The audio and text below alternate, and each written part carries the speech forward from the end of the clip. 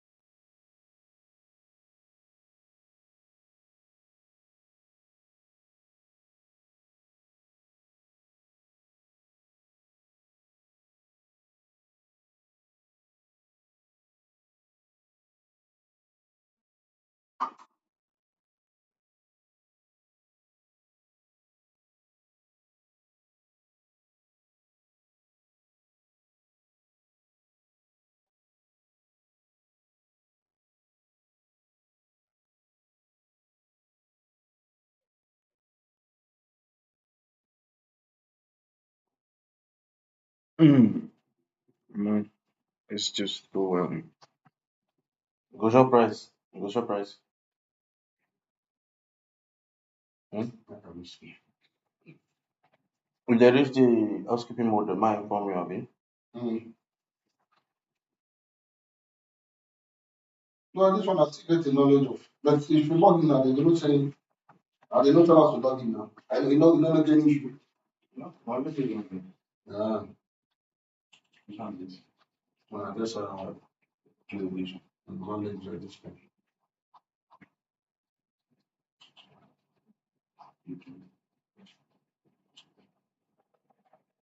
Recording in progress.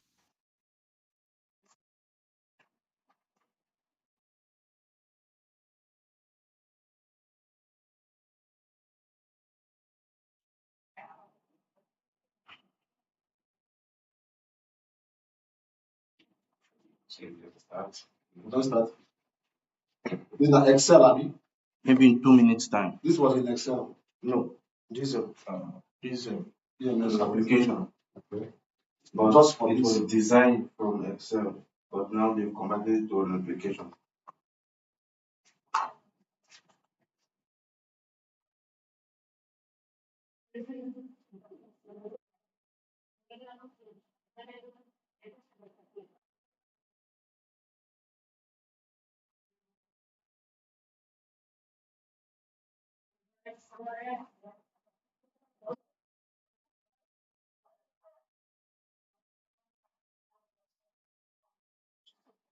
It's recording.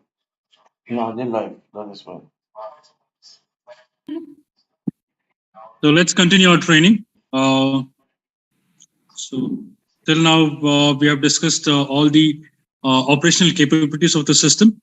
So we have discussed how to do a group check-in, how to do a check-in for a selective reservation, how to assign a unit, how to verify a guest details. We discussed on how to add a preference, how to add a message, right? How to set an alert. And also we discussed how to move a reservation from one unit to another unit, and audit trail, right, or DNR. So these are the use cases that we have discussed now. Let's continue with the other use cases. Before that, there were questions to repeat on how to move a reservation and what is the use of an audit trail. So let me just start with that.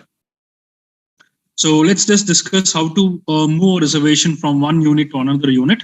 It's very simple. You just need to right click on the reservation, right? You just need to click on Move Special. So the system will give you an option. The selected units feature will be removed. Do you wish to continue? Just say OK. So now you can just select a unit type you would like to move a reservation for. Either it can be for the same unit category or it can be for a different unit category. You can just select a unit number you would like to move for. Let's say I want to move for 208, or let's say in the same unit category, right? Let's say I want to move in 1-bedroom unit category only for a unit number 112 or 1008.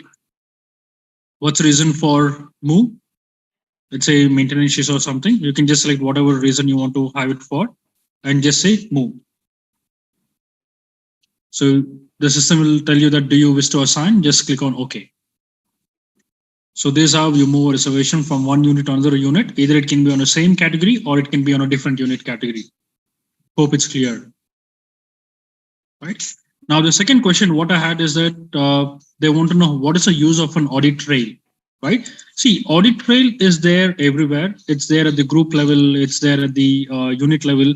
So this audit trail, what you see here on the bottom of the screen towards the left or right hand side. So this audit trail will help you to keep a track of who's doing what changes in the system. For example, I'll get to know this group was checked in by user called Krishna at so and so date and so and so time, right? And the reservation was created at so and so time. So all the changes what you do in the system or in this particular reservation gets logged in this audit trail. It's like a system history. Okay. So hope it's clear, the audit trail and moving of a reservation from one unit to another unit. So now let's continue with our use cases that we have discussed. Now the next use case I would like to discuss is that how to do a sharer check-in. So till now we understood how to do a check-in at the group level, right?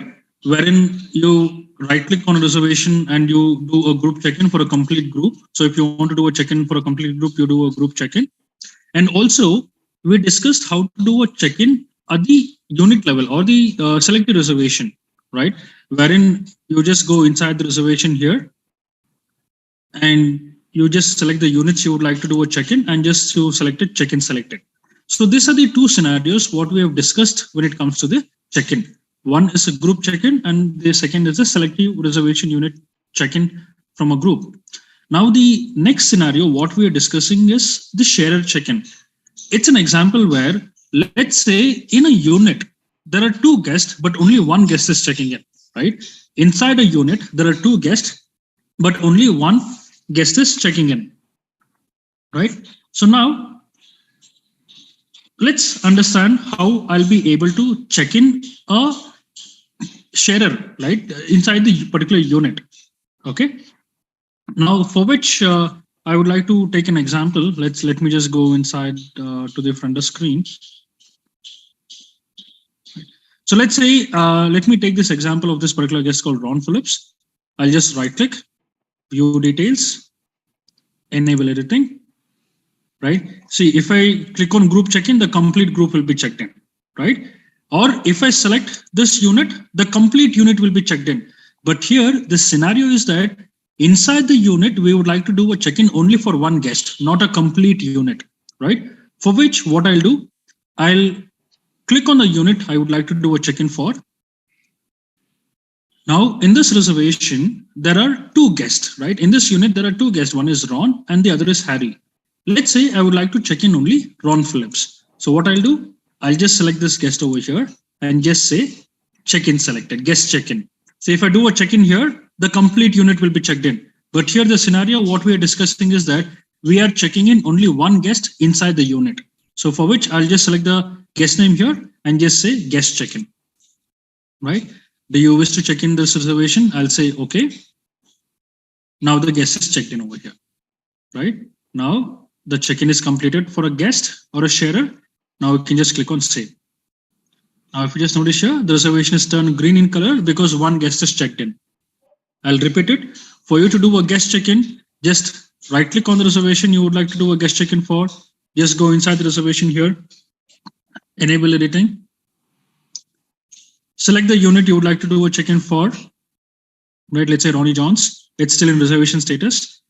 Inside Ronnie Johns, I would like to check in only Joseph Samuel or only Ronnie Johns. Just select it here. Just do guest check-in. Okay. Hope it's clear. Right. So till now we have discussed all the scenarios on the check-in part. Now let's try to understand scenarios at the checkout level, right?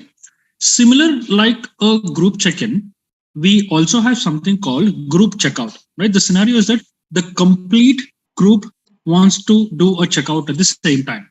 So how would you do that? Now the process remains the same. Just search the reservation you would like to do a checkout for, or in case if you're able to find the reservation on the screen, you can do it directly. Let's say there's a group who would like to do a checkout for, right? You just need to right click on it, right? Or if you want to verify the details, you can just click on the reservation here and you can just cross check the details that you're checking out a correct booking, right? So you just need to right click on it, just click on group checkout. Once you click on group checkout, you'll be directed towards a payment profile where you'll be able to see all the transaction. But as per the policy, please note at the property level, there are no payment options activated, right? At the property level, you'll not be dealing with any kind of payments. All the bookings will be prepaid. So all the bookings are prepaid. At the property level, no payment transaction will be activated, right? You can just directly scroll down here and just click on Express Checkout, right? So once you click on Express Checkout, the system will ask you, do you wish to check out? Just say yes. Checkout is done. So that's how you check out a complete group at the same time, right? The checkout is successful. You can just close this. So I'll repeat it again. If you want to do a group checkout, just right click on group checkout, right? You'll be directed towards the payment profile and just click on Express Checkout. Okay. So this is how you check out a complete group, right? Next, let's try to understand how to check out a selective reservation from a group. The scenario remains the same. Let's say it's a group of 3 units. Only 2 units would like to do a checkout now. So how do you do that? So it's the same procedure. The first thing is that you need to search the reservation, find the reservation on the reservation screen. Or if you're able to see it on the screen here itself, you can do it directly. Let's say there's the group I'm looking to do a checkout for. See, if it's a complete group, you just need to right click and you can just do a group checkout. But the scenario is that out of 3 units, only 2 units is checking out now. So how do you do that? So for that, you just need to go inside the reservation, right click, view details, enable everything. Right now, select the reservation you would like to do a checkout for, right? So, or select the units you would like to do a checkout for and just say checkout selected. So if you click on group checkout, the complete group will be checked out. But the scenario is that out of 3 units, you're checking out only 2 units. So you have to select those units here and just say checkout selected. Now you'll be directed towards a payment profile. As per the policy, no payments will be activated at the property level because all the bookings are prepaid. Just directly click on checkout selected.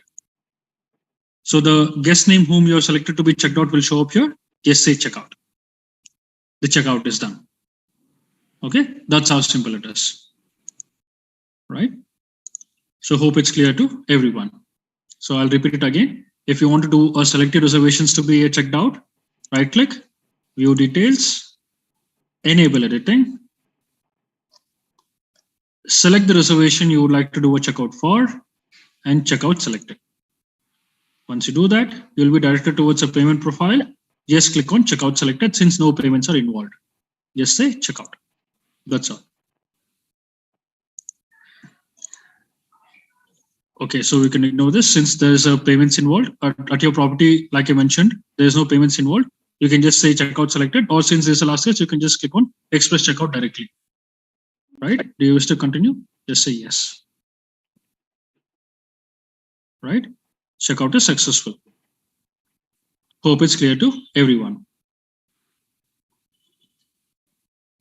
Okay.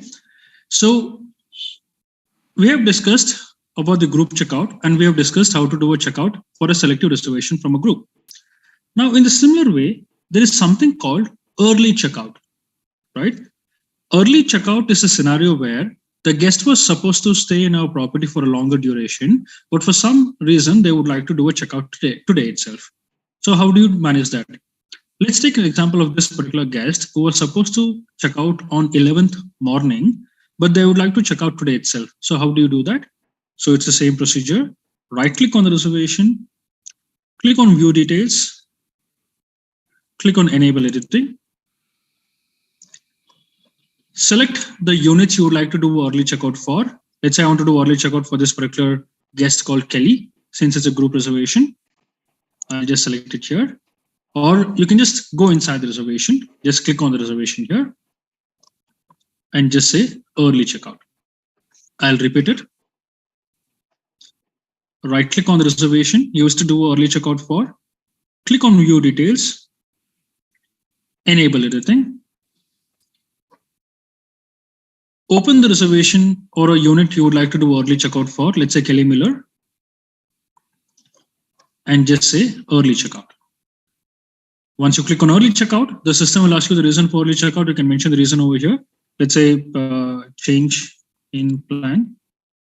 So just say early checkout. Do you wish to early checkout the reservation? Just say okay. Right? And just say guest checkout. So just click on generator folio, but in your case, it will not be applicable. Just say guest checkout. Right? The guest names will show up over here. Just click on guest checkout. Okay. So this is how you do a early checkout. Right? So till now we have discussed how to do a group checkout, how to do a checkout for a selective reservation from a group, and how to do a early checkout. Now let's take another scenario where, let's say the guest who has done an early checkout would like to have the reservation back. So it means they're requesting a checkout to be cancelled, right? A cancelled checkout, right? So the scenario is that the guest who has done as an early checkout, they have changed their mind and they want to have the reservation back, right? So here it's very simple for you to do a cancel checkout. So all you need to do is that you just need to right click on the reservation for whom you have to do a cancel checkout for and just say cancel checkout. Just click on cancel checkout, right? Now, please remember, a cancel checkout can be done only on the same day where a checkout has been marked. After the night audit, you'll not be able to do a cancel checkout. The guest needs to get in touch with accommodation agency, right?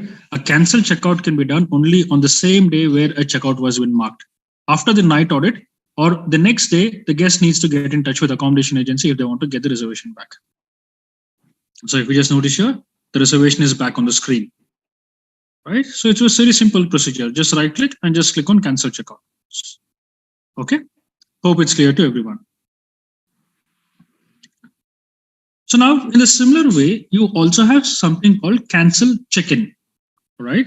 So let's say by mistake, instead of checking in Ronnie Johns, you have checked in Don Phillips. So what you can do, you can just right click and just say cancel check-in. So it's very easy, right? Everything happens in one single click. Right click and just cancel check-in. It will say, do you wish to unassign the reservation? Just say okay.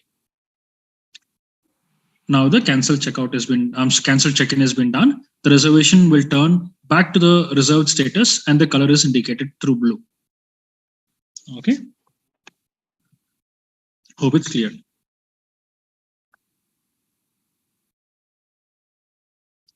So till now we discussed about how to do a group checkout, how to do a checkout at the unit selective reservations or a unit level, how to do early checkout, how to do a cancel checkout, and how to cancel a check-in. Now, similar to sharer check-in, where inside the unit, there were 2 guests, but we have checked in only 1 guest. Similar to that, a checkout can also be done only for 1 guest. For example, let's say inside a unit, there are 2 guests, but only 1 guest is checking out now.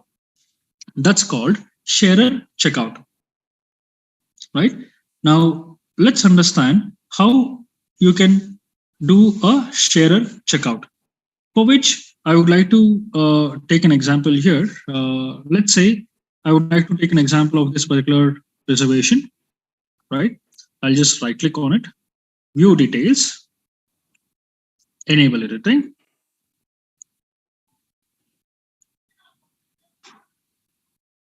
So there's a group reservation, right? I can see it's a group reservation. It's a group owner name is Krishna, and there are 2 units. Now inside this unit, along with Varun, there is one more guest. I can see the occupancy count here itself, right? Let's say I'll go inside the unit. Now let's say along with Varun, there's a guest called Krishna who is staying in, and this Krishna would like to do a checkout now, right? See, if you want to do a complete unit, you should do checkout here. But if you want to check out a guest, only a sharer, what you'll do, you'll just select that particular guest here. Just click on this IN symbol. The system will ask you, do you wish to check out a guest? Just say okay. Right? Now you'll be directed towards a payment profile. The payments is not involved as per the policy. Just say guest checkout. So you just need to select for which guest you would like to do a checkout for and just say guest checkout. Now the checkout is successful. Right? Now you can just click on close. The reservation will still remain in green color because still one more guest is staying inside the room. I'll repeat it. For you to do a checkout at the sharer level, what you need to do is that just right click on the reservation, view details, enable editing, select the unit in which you would like to do a checkout for a sharer, or click on the unit. You can see both the guests here. Just select the guest you would like to do a checkout for. Just click on this IN. Do you wish to check out this guest? Say okay. You'll be directed towards a payment profile. Just click on guest checkout. Just select the guest you would like to do a checkout for. Just say guest checkout. Okay. So this is how you do a sharer checkout or a guest checkout at the inside the unit. Hope this is clear. Right? Next, we have something called no-show, right? So let's discuss what is a no-show. See, no-show is a scenario where a guest was supposed to check in today, but he didn't turn up. So that becomes a no-show. So how do you mark a guest as a no-show? Let's take an example that this particular guest, right? Or let's take an example over here. Let's take an example of this particular group, right? Let's say it's a group of 3 units. This group didn't turn up and you want to mark a no-show. What you do is that just right click on view details, enable everything. You just need to click on group no-show. See, if a complete group is a no-show, just click on group no-show. Or if you want to do a no-show only for a particular units, you select the units here and you can say no-show selected. Right? Let's say I want to do a no-show for this 2 units. I'll just say no-show selected. Do you wish to no-show reservation? I'll just say okay. The system will ask you what's the reason for no-show. You can just select whatever reason it is. Just say no-show reason. Now, there are no payments involved. You can just directly click on close. So if you just notice here, those 2 reservations is not showing on the screen anymore because that's been marked as a no-show. Right? I'll repeat it. For you to mark a no-show, right click on a reservation, click on view details, enable editing. If it's a complete group no-show, you can just click on group no-show here itself. Or else you can just select the unit and you can just click on no-show selected. Right? So once you click on no-show selected, the system will ask you to enter the reason. Right? Now you will be directed towards a payment profile. No payments are involved. Just click on close. So now the complete group has been marked as no-show here. Okay. So this is how you mark a particular group or a unit as a no-show. Hope it's clear. Right.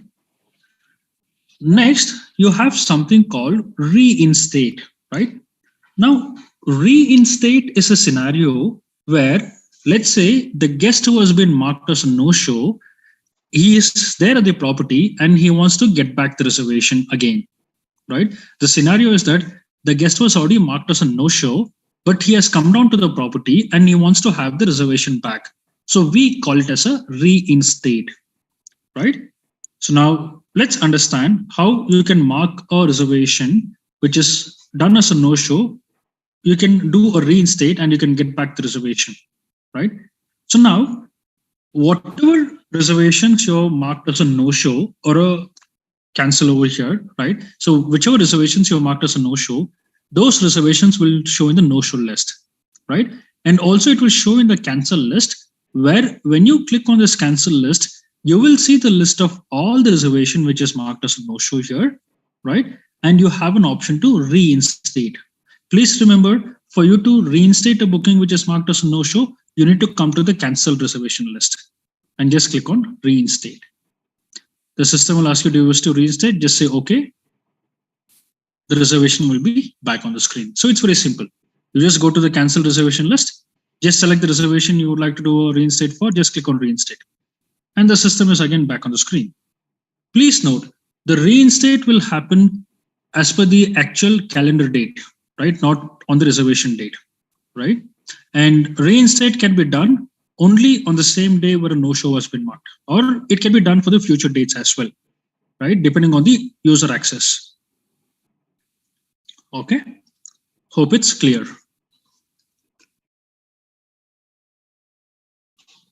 Okay. Next, let's understand how to mark a particular unit as a house use, right? Let's say there was a situation where you want to mark a particular unit as a house use. It's very easy. You just need to right click on the unit number, just say house use, and you can say staff overnight duty. Just click on submit. That's all. It's very simple. And now the unit is marked as house use over here. Now, if you want to have a report, you have the DNR and house use report here also. Okay, so it's very easy for you to mark a unit as house use, and you can also have a report for it. Okay.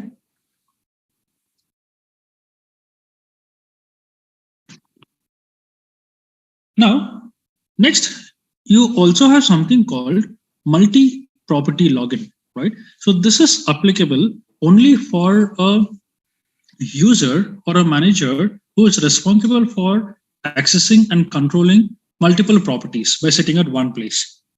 Let's say if I'm a group manager and if I'm responsible to control 3 of my other property with Hotelogix, if you just scroll down your reservation screen towards your left-hand side, there's something called properties over here, wherein you can just select the property you would like to do access for, or you want to control it for, and just click on the particular property name here, and you'll be given access to that particular property with the help of multiple tabs.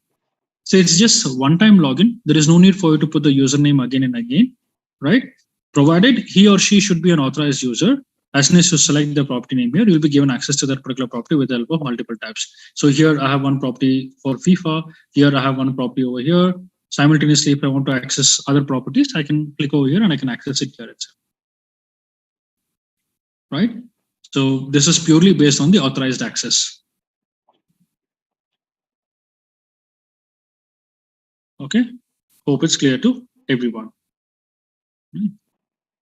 So these are certain use cases that you face on day-to-day basis. So we have discussed all the use cases, right?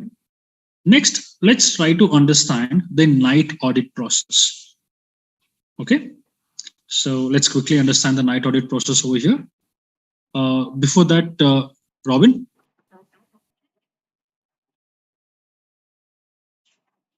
Yeah, Krishna. Is there any questions? Do I need to repeat? I'm just checking it. Give me a second. Okay.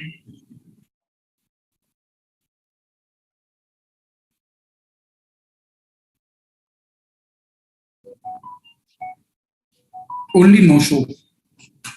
How to mark a guest as no show? Yeah, no show and reinstate. Okay. So for you to mark a guest as no show, it's very simple. Just right click on the reservation, click on view details, enable editing. If you want to mark a complete group as a no show, you can mark a complete group as no show here itself. Or else you can select the unit and you can mark it as no show selected at the unit level. Or if it's a complete group, just say group no show. This time will ask you what's the reason for no show. Just say mark no show here.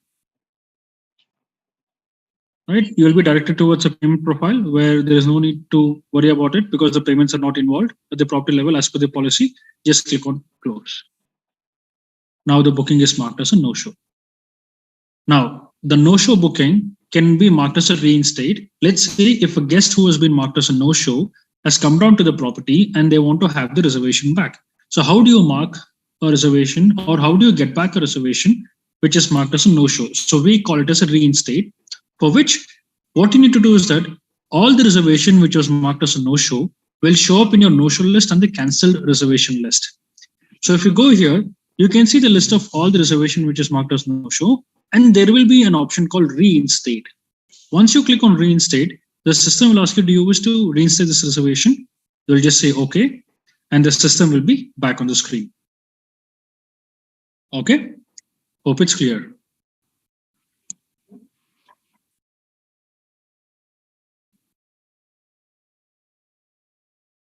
Okay, so now let's quickly understand how to do a night audit, right? Now, night audit is a feature which gets activated only at the end of the day, and it's only been done by the night auditor, right? So before the night audit has been done, right? So let me just check if any users has been logged in. Since I am a super admin, I can just go to the admin panel here, and I can just check if any users has been logged in, right?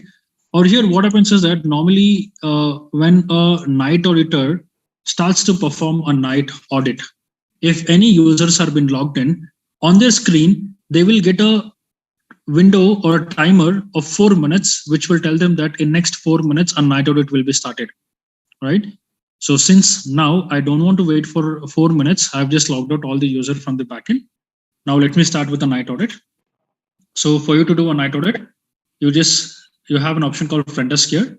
When you click over here, you have certain options called guest lookup, unit operations, and perform a night audit. You just need to click on perform a night audit.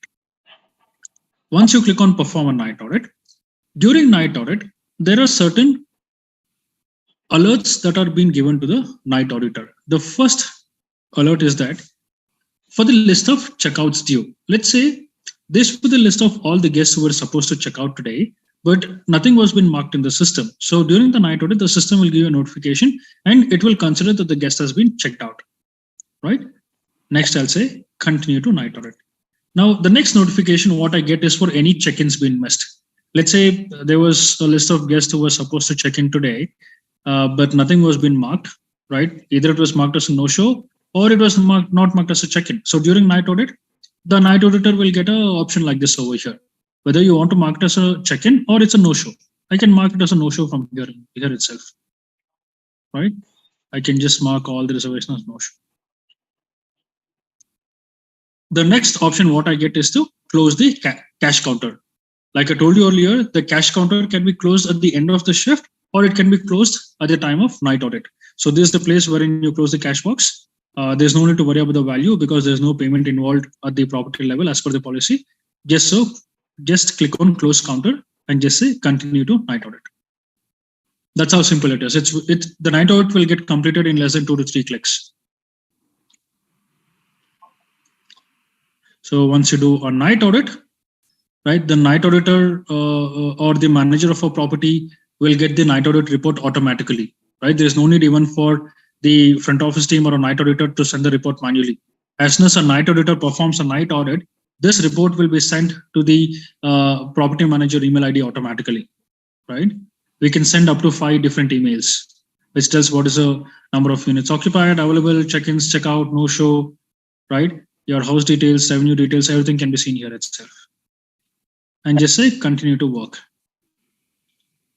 Now, since I have closed the cash box at the time of night audit, when you start your shift again, the system will say, open a new cash counter. I'll say yes, and you can select the counter, right? Or the shift what has been assigned to you, right? Just click on continue. The system will ask you what is the transaction that you want to start with, the opening balance. No need to enter anything. Since no payments are involved, just click on enter with a 0 value.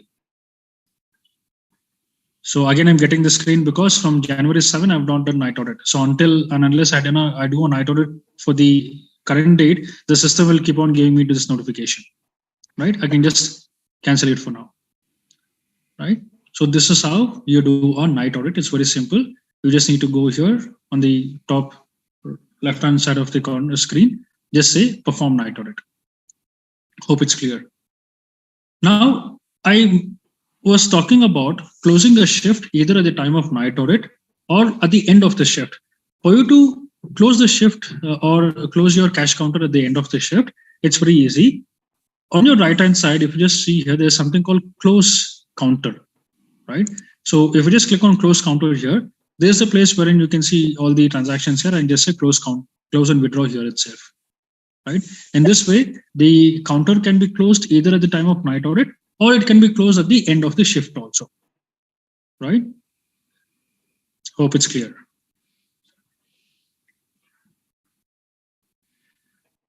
So till now we have discussed all the use case here. So next, let's discuss about the pre-check-in and the self-checkout, what we have. I was talking about the guest details being submitted through the pre-check-in link.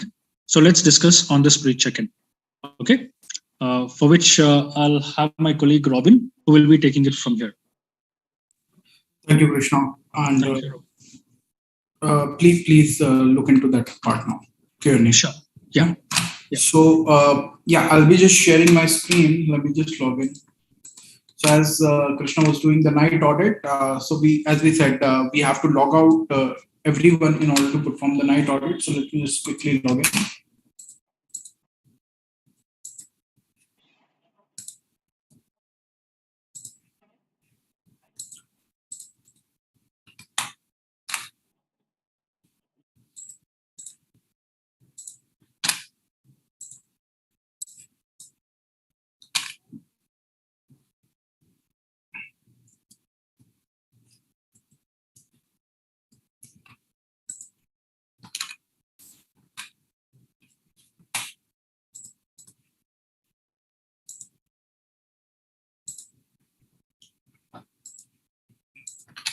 So hope my screen is visible, Krishna. Yes, Robin. If you could make it, yeah, it's better. Yeah. It's clear now?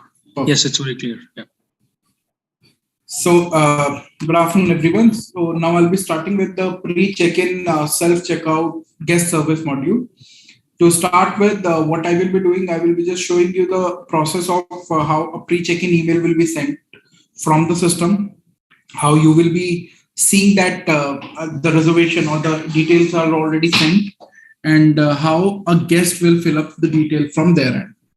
Right, to start with, so let's say this is one booking that we got in 301A that you are seeing. It is not assigned to anyone. It is not assigned, this booking is not assigned to any of the rooms because I cannot see A in the last. So A at the last means that we have assigned a particular unit or the room to that particular reservation, right? Which is not there. It means that the reservation is not assigned to any unit. Now, in order to see the details, you can just click on it and you can see this booking is actually pushed by QA and the guest name is Mr. Robin Tyagi and this is on double occupancy, right? So what will happen that 72 hours prior to the check-in date, an email, what we called as a pre-check-in email will be shoot to that particular guest on his email addresses that are defined for the main guest or for the sharer, both. Right, so an email will be sent out 72 hours prior. So this will be the email. So let's say I'm just looking at the guest name now. It is Robin Tyagi. This is the property location, the GPS link based on the information that we have. So this will be sent to the customer or to the guest. Then you have the complete detail that we are written. Then you have the reservation detail for his stay. And then you have this link, guest service console. As soon as he will be clicking on this. So now what I will be showing you here is the guest part, what guests need to do, right? So he will click on that particular link and he will be redirected on this screen where I can see 4 modules, pre-check-in, guest service, start checkout, and your stay feedback. Right now, what we can see only one option as active, which is pre-check-in because the reservation is still not checked in. So what he can do, he can only enter his pre-check-in details. Rest all the things he cannot click because this is only available as per the reservation status, not all the statuses all the modules will be active for all. So here he will get the reservation voucher from the QA, the guest name, check-in, check-out date of the guest, the name of the hotel with their addresses. And if you'll click on this sign, it will show you the Google location also. Unit type he has booked for, check-in and check-out date of the reservation and number of adults or the number of guests in this particular reservation.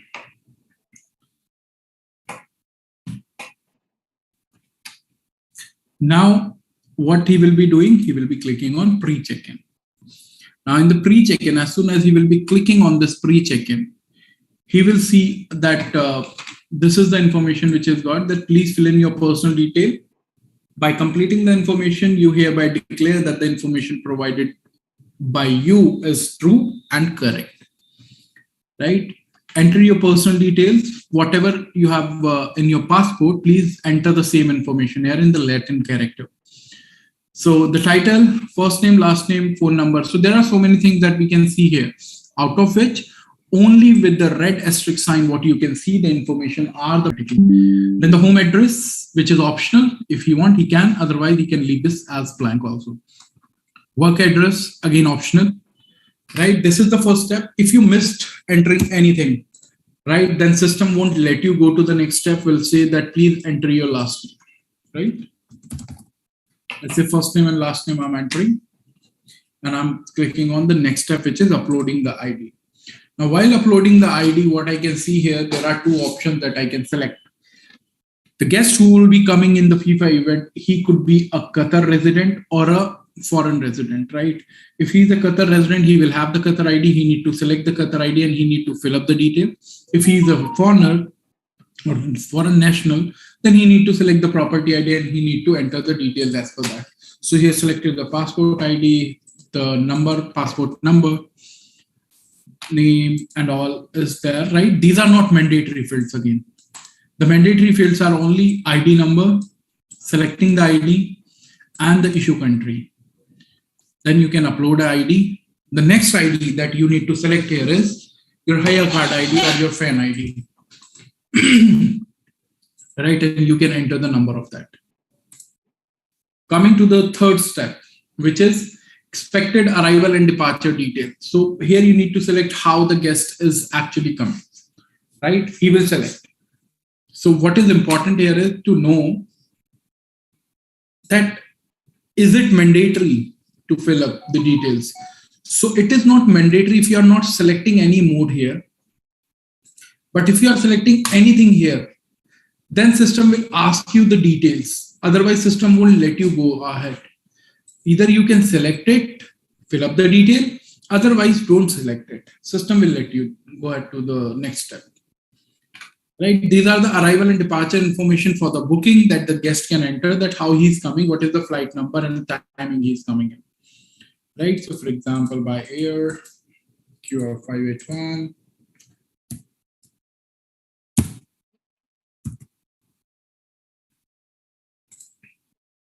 And we are going to the final step of it, which is health declaration, filling up the health declaration. Now this health declaration will be filled up, and this has been prepared in coordination with MOPH, that is your Ministry of Public Health, right? The questions are from them and they need to enter it. So for example, the temperature reading, if any of the following symptoms are there, no. Have you been in contact with confirmed COVID-19 in last 40 days? No. Have you traveled into Qatar from a foreign country? No. If you please indicate the country, no. Then the accommodation rules are there. You can click on it, read it, and you can sign it. Same term and condition. And the final step after filling up everything is to sign the sign. Right, so he's signing, submit. As soon as he will submit this information, you will be able to see here, this was earlier the gray color was here, but now it is changed to this burgundy color, which means that he has filled up his pre-check-in detail and he's waiting for the approval from the hotel end, that is from your end. Now from here on, your role will come, that is the hotel staff role will come, where you can see on the front desk screen, we have pre-check-in checkout layers. If you go in here, you will be able to see here that Robin has already filled up the detail and he's waiting for your approval. So you can see approve or reject option is here. I'm sorry. Right. So if I want to see only the requested one, then I can go to pre-check-in, only the requested and search. So these are the requested one. Those who are still waiting for our approval or authorization. right? So for example, I wanted to see the information of Robin. I will click on view detail and I'll be able to see here that he has filled up his detail. He has filled up the detail here for the ID. He has attached the ID. Health declaration is filled up. He has done the signature. Work detail are there. And then what he need to do, he need to approve it after seeing all the information. Once you do that, he's been approved now, right? Same is the information with the second guest, which is Sumon, that we have added into that particular booking. So how do you see that? Sorry, this is the second guest, Sumon. Same way, he will also go to his console, the second guest, right? The sharer. He will go to the pre-check-in. He can see his name in gray. He will click on it and he will fill up the details, just like the main guest has just done it.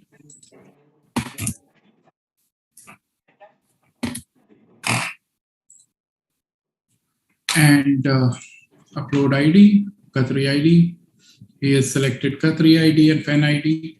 Now, since he is a sharer, he will not get the option to enter his flight detail, right? This option is only available for the main guest, right? Or the first guest of the reservation. He will directly get the health declaration.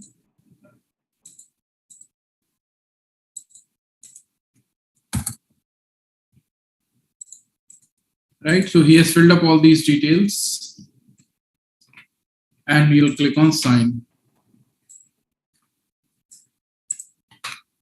Submit. Now this is the second guest who has done it. So as soon as you will go here, search for it. Now in this also you are getting the approve and reject option. So for example, you went in and you said that, okay, he has filled up all the detail, but his ID is not clear. So what we will do, we will say it is reject, and the reason for reject is ID upload is an issue. Right, as soon as you will reject it, what he will do, he will get an email from the property side, and this is the kind of email that he will be getting, right? That accommodation pre-check-in, additional information required, where you need to enter more upload ID. Uploading ID is an issue. If you will click on it, he will again be redirected on the same screen, right? And he can upload the ID, right? And sign.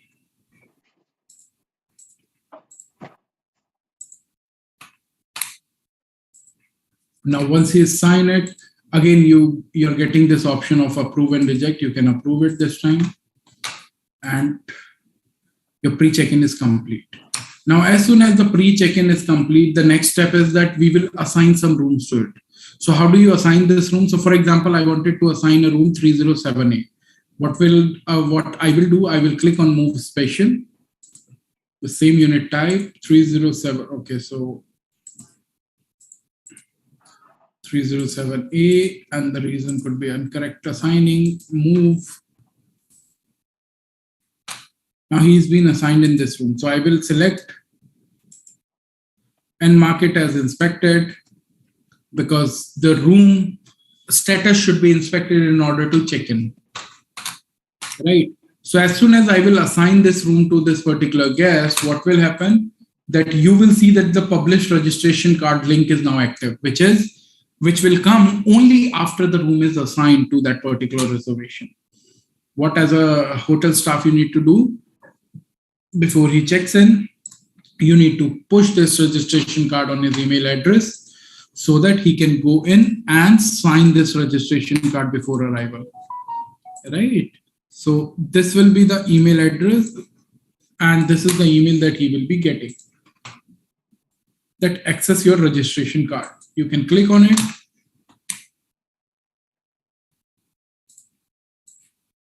And this is the link that will open with the registration card directly, where the name will be there, the room number will be there, the passport ID and all information, whatever he has entered will come here. And the sharer name, who is the sharer with him, right? And then he can sign the registration card here only. Once the signature is done, then you can see here, this will also becoming green. Now he is ready to check in, right?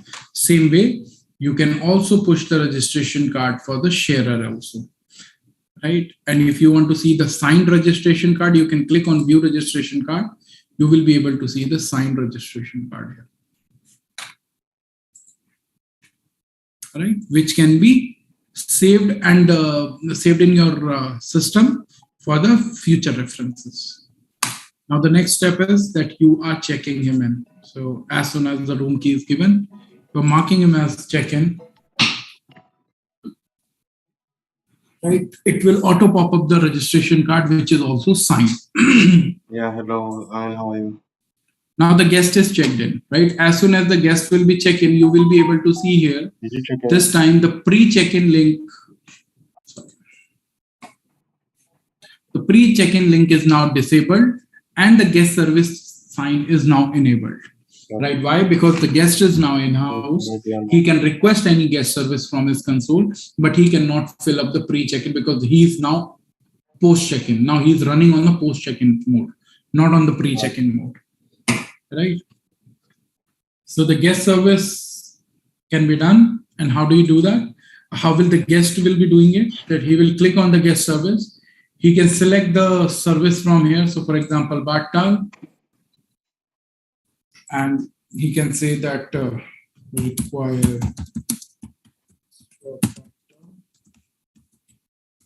Now these services that you can see here, right? These are to be configured or to be sent for the configuration from the core side, right?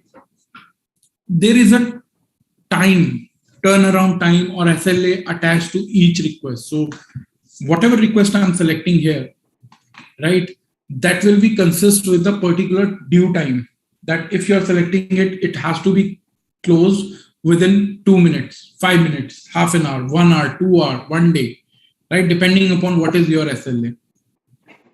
Right, so same way, guest will be able to see the due time also.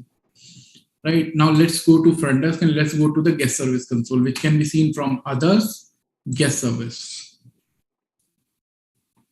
Now this is the guest service console. And what you can see right now in front of you is all the units, right, with their current status, housekeeping status, right? And here are the services, the requests that they have added. So for example, this guest has requested for AC not working. This guest has requested for Batal, right?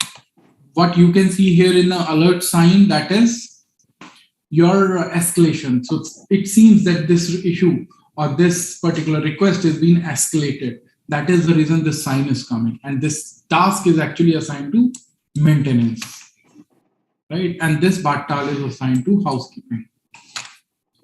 Right, we'll come to that part, but before that, let's see the staff management on the guest service console.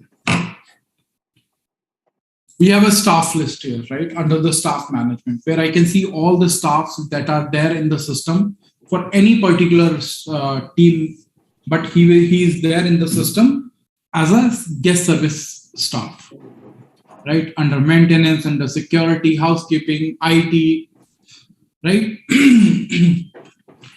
And this is their status, whether they are available or not available for the day, right? If somebody is available, you can mark him available by clicking on this toggle sign. If he's not available, then you can just select it and he will become non-available. If any task is assigned to that particular staff, then as soon as you will make him unassigned, this will show up. That these are the tasks assigned to him. What do you want to proceed with? Do you want to assign it to somebody else? If nobody else is available, then you cannot unassign it. You have to assign it to somebody. Otherwise, system won't let you do that, right? Otherwise, you can just leave it to him only. Whenever he will be back, he can just assign this or do it from there.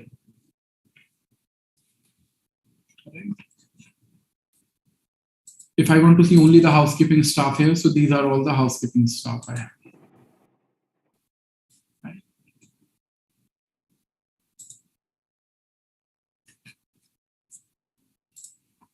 Then how do you assign the staff? So for example, I've already managed the staff list from here.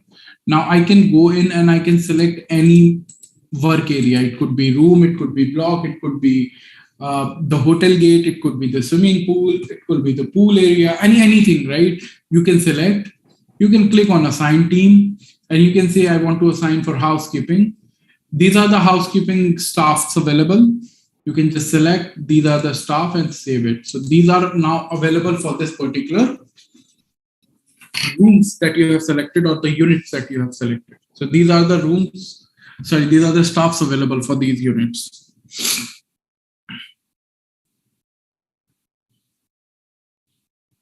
Give us a second, it's just loading.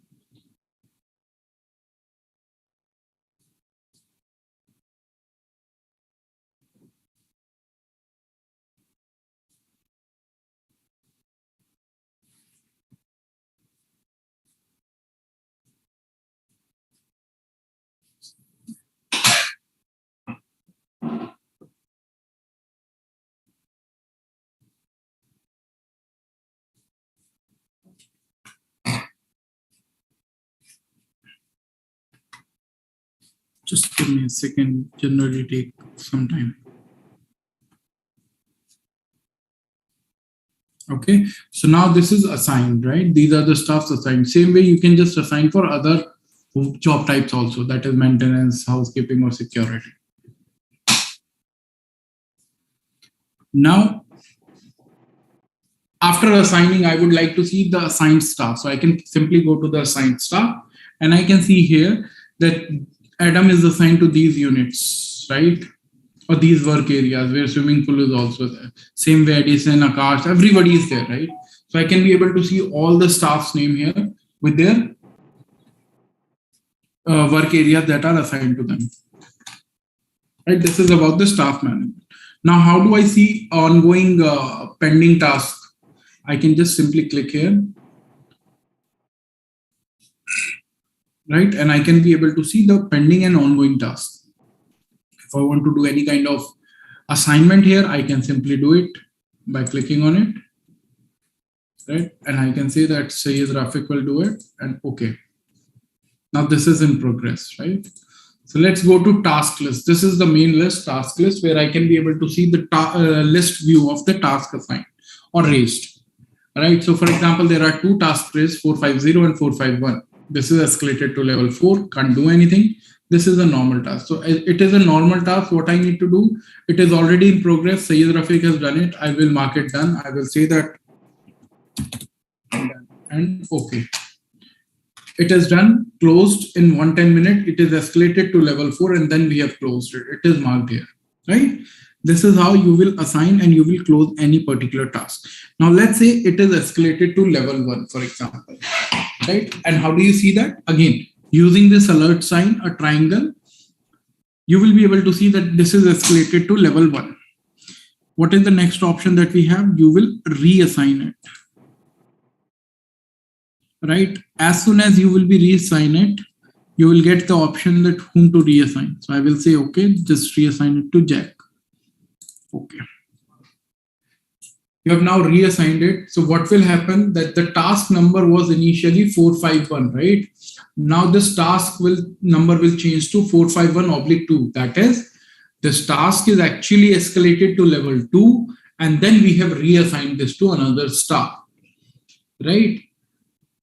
And how I can see that? I can simply click on it and I can be able to see here that this was created at this time, escalated to level 1 at this time, escalated to level 2 at this time. And at this time, we have actually reassigned it to Jack. Right? After this, you can simply click on it, click on done and okay. As soon as you will mark it done, what the guest will be able to see on his screen that this Vartal was actually need to be closed at 110, but this was closed at 117 by Jack. If you want to give a feedback, he can click on this feedback sign and he can give a feedback. As soon as he will be giving that feedback, that you can see here on this screen, right? Here you can see this feedback. Now both the tasks which were raised today are closed. Now, how do you see and how do, now we will see how do we raise a task from the guest service console itself.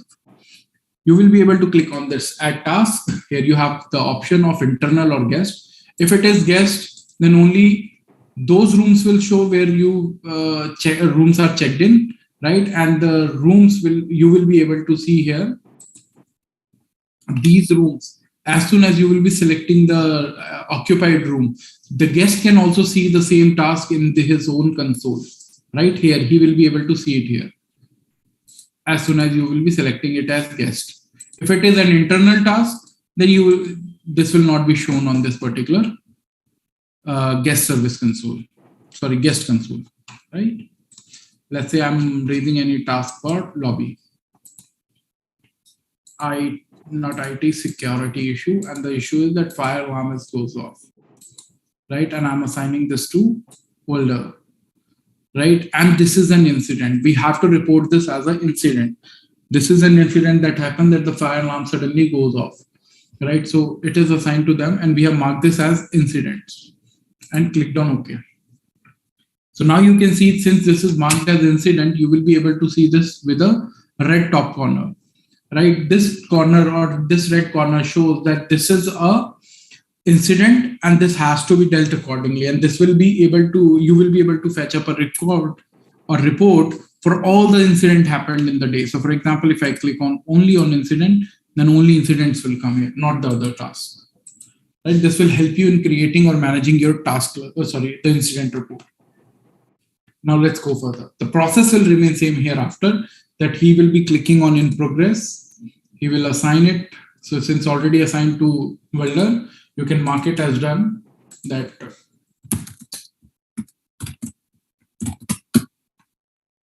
and marked it as closed. This is done. This is the incident and it is closed. Right, after closing of request, you cannot make any changes into the request. Right, this is how you are actually raising any task from the guest service console. Now the task can be raised by the front desk as well as by the housekeeping staff. The housekeeping staff will get the same screen as you can see here when you're clicking on the add task. Same is here, that you will click on add task. You will have the same screen, internal or guest. You can select guest, for example. Only the checked-in rooms are showing. You can select one. Job type, maybe for example, housekeeping. And he require maybe a bed sheet, right? Staff is assigned to it, but what he said that I will be needing that not right now, by 1700 hours, right? So what will happen now, though the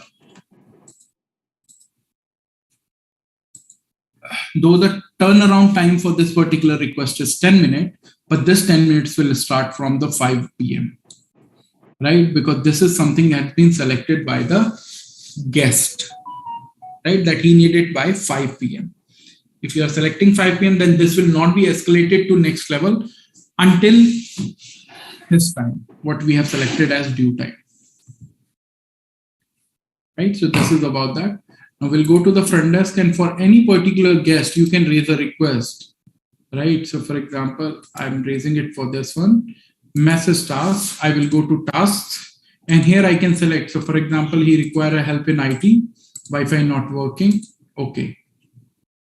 So now what will happen? This task will automatically show up in the guest service console, will be mentioned as Wi-Fi not working. And if you go to his own console now, this is the console of this particular guest. Since it is marked as guest service and marked as on behalf of guest, both the requests are showing on his own console, on the guest console, where you can see this guy is working on this particular request. The name is coming, right? This will be done by this time. The Wi-Fi not working will be pending. And as soon as you will be assigning it to somebody, this will start showing up here, Carter's name, right?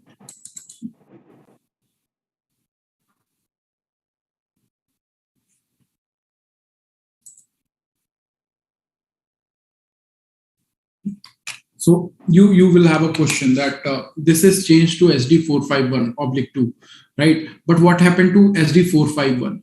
So SD451 is actually a task which got failed, right? And this is the failed task, that it is failed after escalated to level 2, and it will come under the failed task. The next ticket for the same is already created here, right? But this ticket is failed. How do you see that whether this request is raised by the guest or the internal staff? If you can see the guest name here with the reservation ID, it is a guest facing, raised by guest or on behalf of guest. If you can see the staff name here with a laptop sign or this sign, then it is raised by an internal staff and internal request is raised.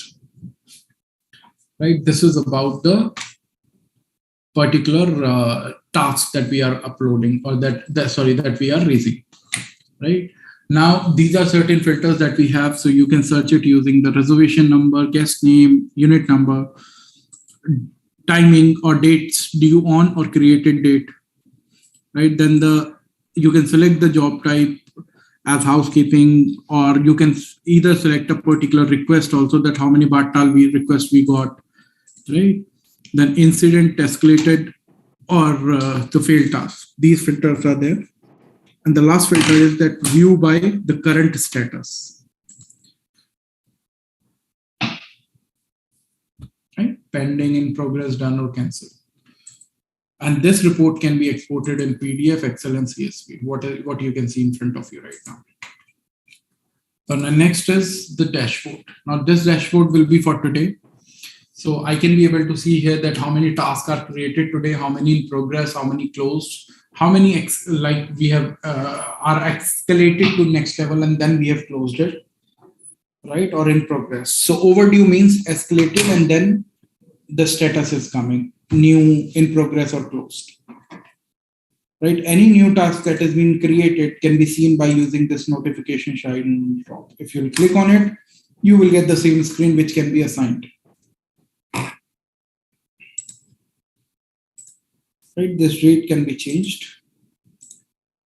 And based on the date that you have selected, the result will show.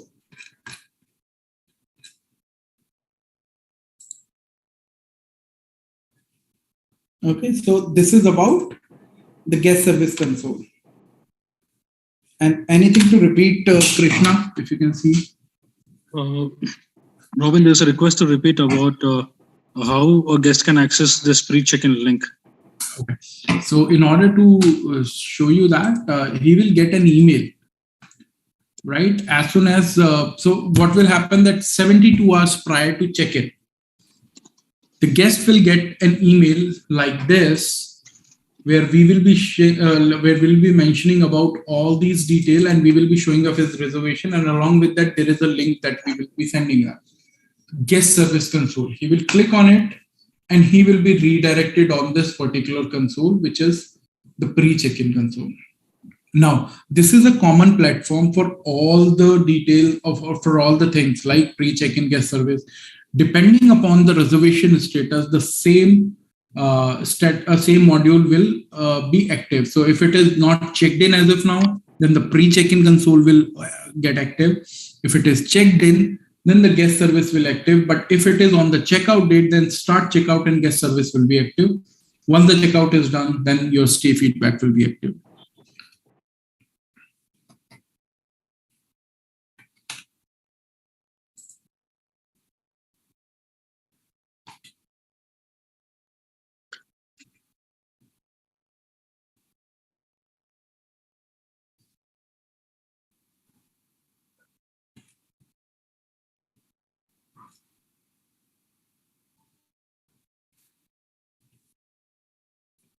Okay, so anything else, Krishna? There are certain general questions which we can answer. So apart from that, there's nothing to repeat. Okay, so now what I will be doing, I will be performing the night audit, right? I need to perform the night audit so that I can bring this reservation on the checkout date to show you the self-checkout option or the start checkout option that we have. Yeah, Robin, there was a request to repeat the night audit process in case if you could explain it again. Yeah, I'll do that. Okay, thanks. Yeah. Right, so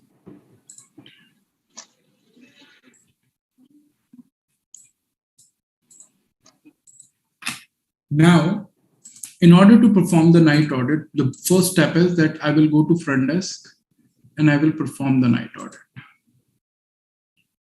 Right here, if I have any check-ins which are pending or any checkouts which are pending, system will show me the list of these particular reservations or booking. If nothing is pending there, then this is the list which will come in front of me, which is all blank, saying that list of check-in due for 1st of August is all blank. List of check-in due on 1st of check-in. This is for guest check-in. This is for room check-in. And then we will have a list of counters. As Krishna mentioned, there are nothing that we are working on for that payment side. So we can just ignore this, or you can close it depending upon your operations, right?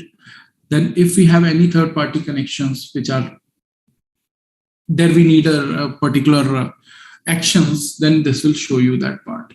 Otherwise, just click on continue night audit. If nothing else is pending, then system will directly take you to the next state. And that's all. The night audit is completed, right? This is the night audit summary. As soon as you will click on continue to work, the night audit report will be pushed to all of your members who are supposed to receive the night audit report, right? After the night audit, you can see here, Robin Tyagi is now on his checkout date. And if I go to his own console, sorry, this is the console for Robin. So now guest service and start checkout are active, right? Start checkout and guest service means that he can still raise a guest service request. But since today is his checkout date, so he can simply click on start checkout and he can start the checkout process of his. So what is the checkout process do? He will click on the start checkout. An OTP will be sent to that particular email address, right? What he need to do is he need to go to his email address. He need to look up for that particular OTP that he got. So for example, this is the OTP he got, 472677. You will need to enter that OTP here and click on checkout. As soon as he will be doing that, the complete unit will check out right now. But what you will get in future is that each guest, each sharer or accompanied guest will get their own self-checkout module. So if there are 5 guests in the unit, all the 5 guests will get their own checkout console, right? But for now, it is only one who is getting that option and he's checking out the complete unit, right? After that, he can leave the complete feedback for the booking or the stay. The stay was nice, and he can just submit it. Right? As soon as he will submit it and he will go to his own console, now nothing is active. He cannot click on anything. He is now done. Nothing can be activated. The reservation is checked out. And if you go to the front desk screen here, right, and I would like to see the screen now, this unit is now checked out using the self-checkout console. And the details or the feedback that he has given can be seen in the pre-check-in checkout list. So if you see here, the stay was nice was given by Robin Tyagi, and it is all done. Right. So this is the way of doing the self-checkout.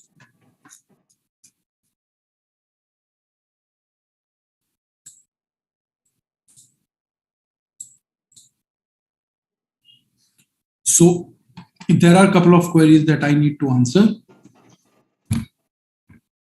Night audit, I hope now I have just shown you stepwise. This is clear. There is no very lengthy process of night audit. It is very short way that you can perform the night audit if everything is completed in the day.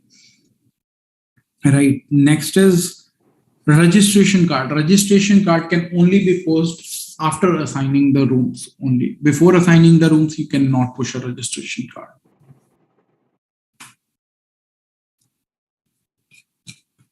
Right, so I'm just taking a couple of queries before I proceed with room operations report.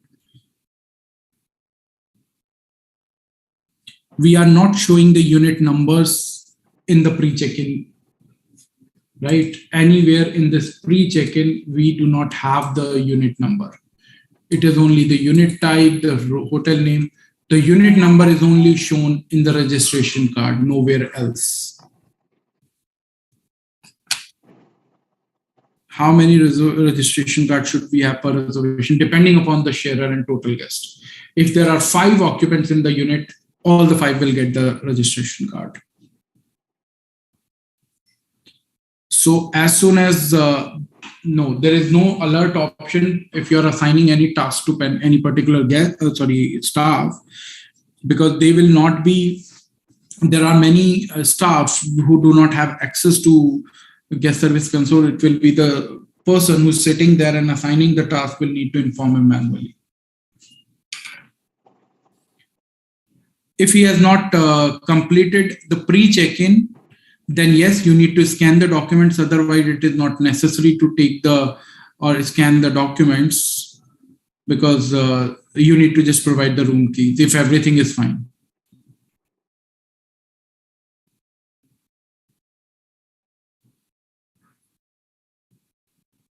You can change the room assignment after sending the registration card.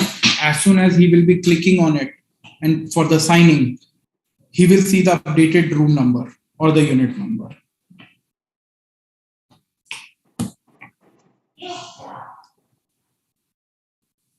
If sharer is coming post night audit, so the option is that you cannot mark him no show. You can just change the check-in date of the sharer, right, to the next date, and after night audit you can mark him check-in.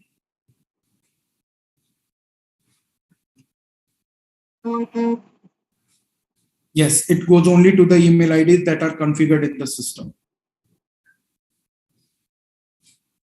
You can add your email address in the any of the guest profile, and you will receive the pre-check-in emails.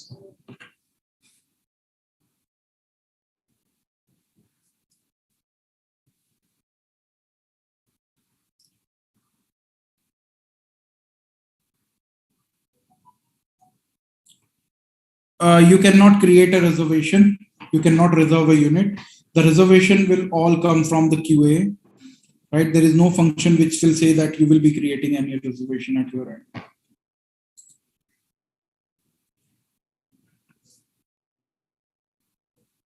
Yes, you can move any reservation from 1 bedroom to 2 bedroom. That will be called as upgrade, right? You need to click on upgrade.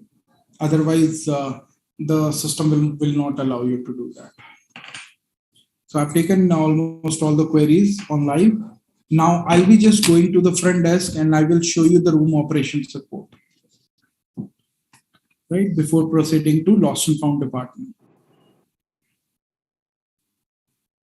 Right. So these are the room operations report. Why we say it as a room operation report? Because these are the quick reportings that are required for your complete day operations, right?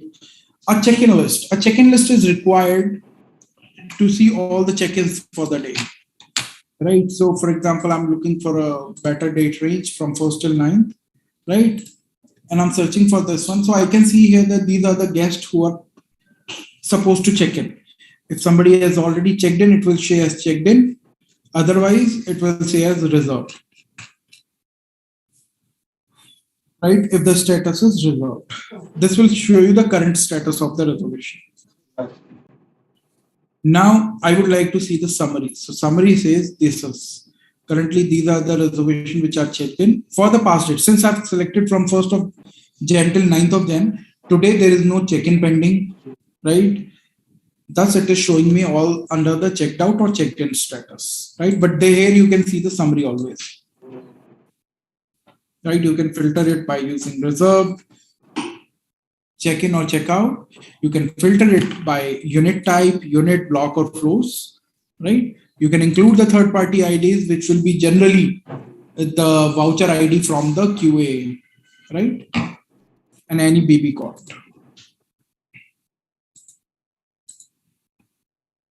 Same goes with the checkout list. So checkout list will show you all the reservations which are checked out or supposed to check out today, or the date that you are selecting here, right? Right. So if I want to see the summary, the filters are still same, the operations are same, but the query will be raised based on the checkout date of the reservation, not on the check-in. Right, reservation status is there.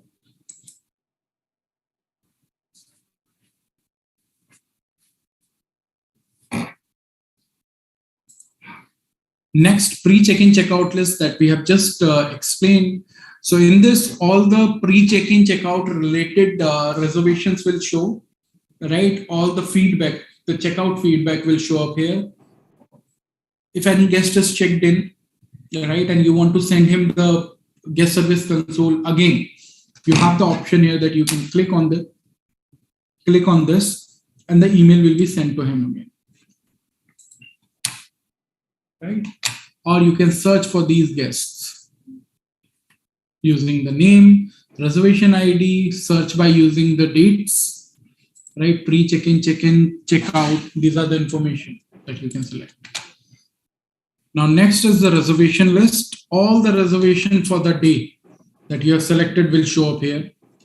And what is their status right now, right? So checked in status, if any reservation is there, what are the name of the guest, everything, right? Third-party reservation ID I can include.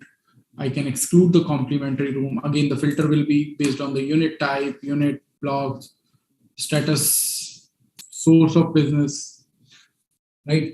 These can be selected from here. Right? Then please ignore the temp unit list, will not be required. Next is the no-show and the cancellation list. So you will have to refer to the cancelled reservation list, because the cancelled reservation list will have the cancelled reservation as well as the no-show reservation both, right? And you will get the reinstate option in the cancelled list if the reservation is on or until the checkout date, right? So for example, today we are sitting in 9th of January in the system, and the checkout date when it was booked for this particular unit was 11th of January. So we are getting a reinstate option so that I can just reinstate this particular no-show reservation that I can see here, right? So no-show option will come in the cancelled reservation list.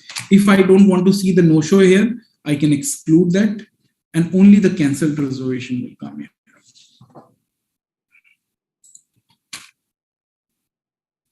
Checkout pending. I've just shown you the checkout list there. Now checkout pending are all the checkouts which are pending. That is the due outs which are supposed to check out but not yet checked out will show up in this particular list, and the date range you can select from here. So if you are selecting the future date, then all the future dates which are supposed to check out will show up here. Again, the filters can be used using the unit number, status and all. Right? Then you don't have to see pending folios, booking deposit tracker, payment tracker. The next list that you have to see is the guest in-house list, which will show you, as name suggests, all the guests which are currently in-house in the system or marked checked in. Right? This is the unit number, unit type, floor, block, right? The guest name. If you want to see the total PAX detail, you can simply click on the PAX detail and it will show you number of adults or child, right? Otherwise, system won't show you. Again, the guest status can be filtered, group or single, everything is there. You have to just go through it. And again, these can be exported in Excel, PDF, and CSV, all the reportings. Third-party reservation list. Third-party reservation list will show you all the bookings from the QA with their status in the PMS, whether it got failed or it got passed. All the information will be here. Alert and notification will show you all the information that we are sending it to Sita, right? Sita is a platform where we will be sending all the information after the check, after the any operation that's happening in the system, whether a reservation is created, check-in is happening, or checkout is happening, or cancellation is happening. We have to send that information to the Qatar Tourism, and that will be sent out using the Sita module. Next list would be the DNR and house use report. Any kind of DNR or house use that you are adding into the system, right? That this is the report that will be that will be referred. So if you are creating any, if you want to see any if you want to see the report based on the created date of the DNR or house use, you can select this filter. Otherwise, if you want to see how many are applied for the day, then you can select this filter. And you can select the date. What all information will come, the unit type, unit from which date to which date, what is the status, DNR or house use, right? Then the description will come, created on, and who created it.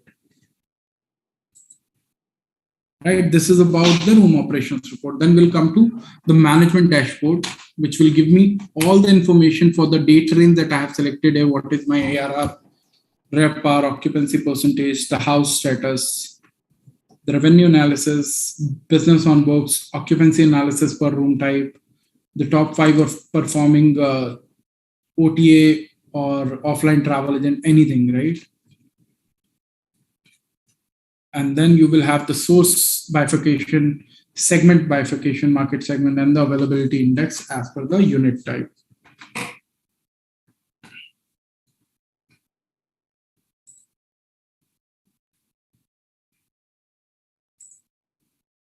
There is nothing. Right. Then we'll have the guest lookup. Now the guest lookup will give you the information of guest staying. So if I will enter any name here, I will be able to see all the information of that guest. Now, when I'm entering in the partial name, so if Robin Tyagi is like there in any email address, in any name, first name, last name, phone number, anywhere, or even in the IDs, that will come here and you will be able to search that guest, right? This can be exported in Excel if you require to do that. This is for the lookup of a guest. How's the status? What is your current status of the property?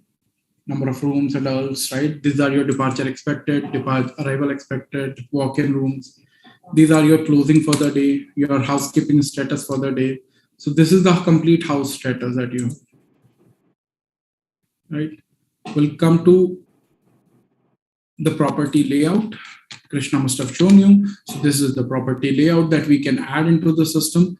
And based on the search, we can actually look up for that particular unit also if entered correctly.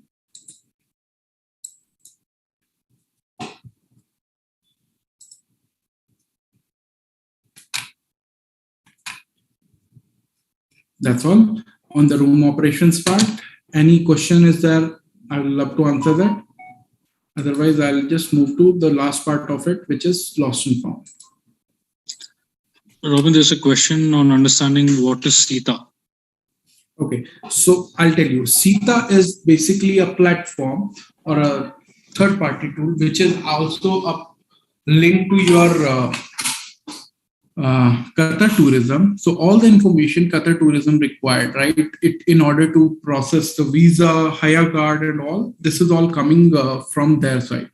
So what Sita is doing, Sita is creating that platform and sending all this information to the Qatar Tourism based on the reservation. So if any reservation is created, at the time of creation, they are sending the name of the guest, his reservation ID and everything, so that whenever he will be applied for Haya card or the fan ID, he will, the Qatar Tourism will be able to retrieve the information and can assign or issue the Haya card. So this is the linkage that we are doing, and Sita is a platform which is there in between to communicate with the Qatar Tourism.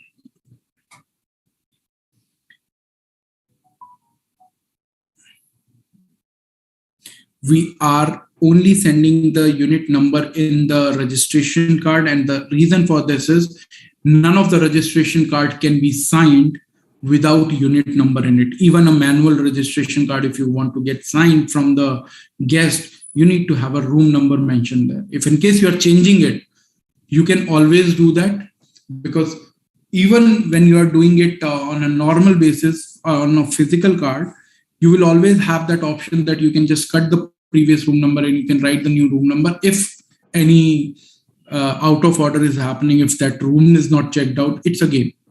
That's your fault. So what we generally do is that registration card should be sent to the guest when you think or when you know that this is the final room. The merging of the profile can be happened from the backend and by the Hotelogix team. No, if the guest is shows up after the expected stay is over, then you cannot do anything. You have to redirect him to QA only.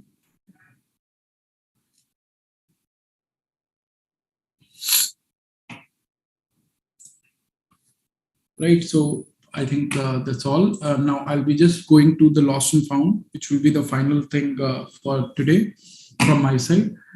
So under the guest service console itself, where I've just shown you all these details, you can be able to see here lost and found. Now under lost and found, what you can see here that I can raise lost or found request, right? So I want to add a lost request saying that I lost something, and it is raised by room number 307A. As soon as you will select any room number, the last two reservations will show up here, right? It is raised by the guest, high valuable, and you say laptop, right? Item is laptop. Now you will say that what kind of laptop. So you will say white MacBook.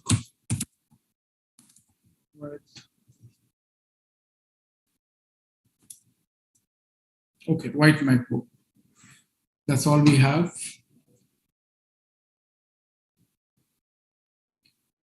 And he said that I want an information on my email address. So you will click on send email. The email address in the profile will automatically show. You can simply click on OK. Okay, sorry. I need to enter the guest name. And OK.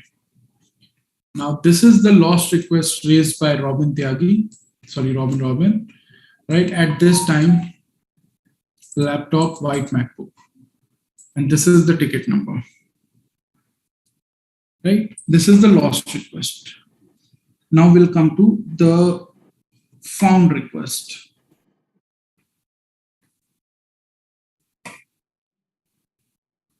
Again, I'll go to add lost and found. I will select the found, and the found is actually at the lobby, and staff found it. Let's say Jack has got it, and it could be, let's say, no wine bottle.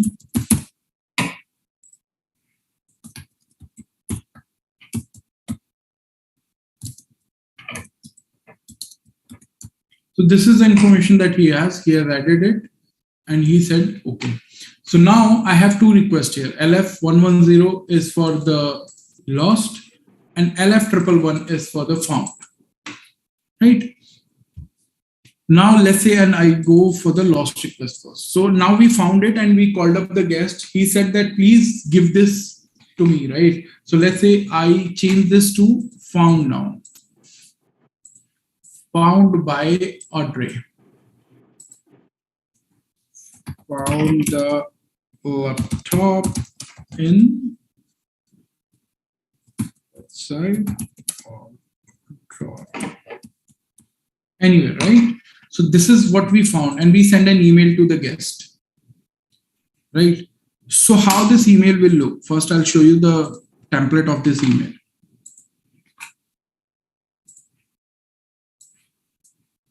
So now you will see here, this is the first request that goes in where he has added this as a lost request, right? And now this is the second thing which got to him that we found it. Now after this, I don't know the mode of communication, but guest contacted the hotel and he asked him to send this on an courier, send it through the courier, right? He was not around, so he asked him to send it through courier, right? So what we have done, we have said that, okay, dispatched or returned, and we said that remarks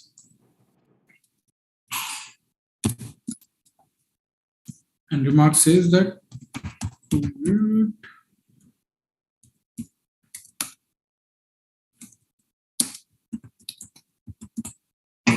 and send email and done. Now, after this, you will see all of these things are captured here. That this was reported by the guest, it was found by Audrey, and he has returned it to the guest. Right? Courier sent, all the information is here. Now you cannot make any changes into this, right?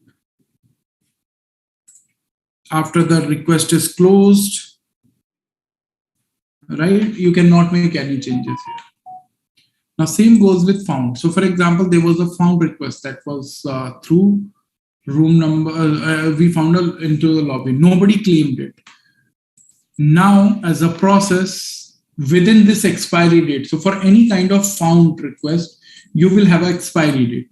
Within that expiry date, you have to close that request either by sending it to the guest, giving it to the staff who found it, giving it to any NGO, giving it to, or I don't know what you want to do as a hotel policy with that request, but you need to close this within that time. So what you will do, you will click on edit sign again. You will change it to disposed of, for example, and you are saying that Jack found it. So we are saying given it to Jack, and done, closed.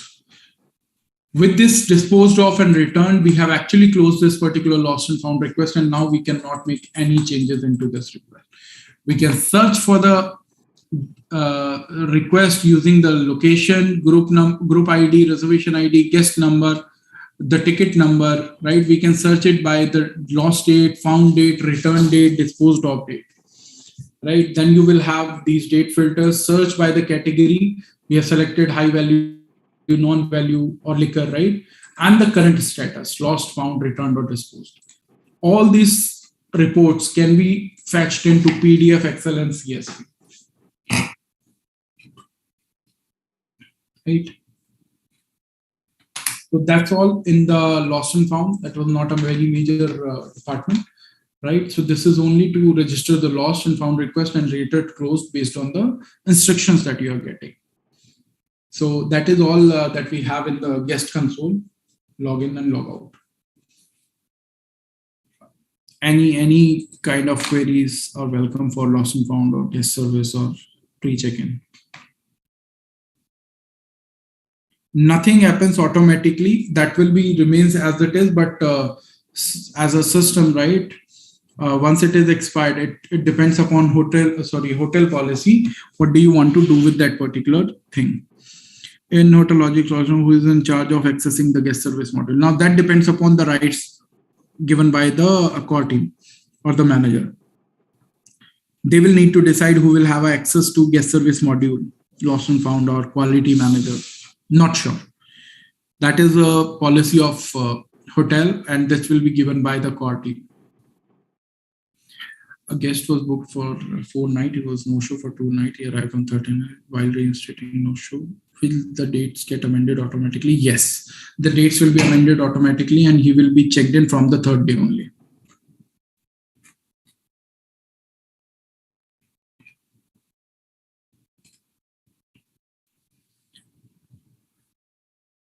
Yes, you can reinstate even after 4 days if the guest is for 10 nights. That CETA will be activated by us only. That is a configuration. Nothing can be done from your end. You will have to do your operations like you are doing in a normal scenario. Rest all detail will be done by Hotelogix. No, the alert will only go for a lost and found if you will click on send email. Otherwise, no.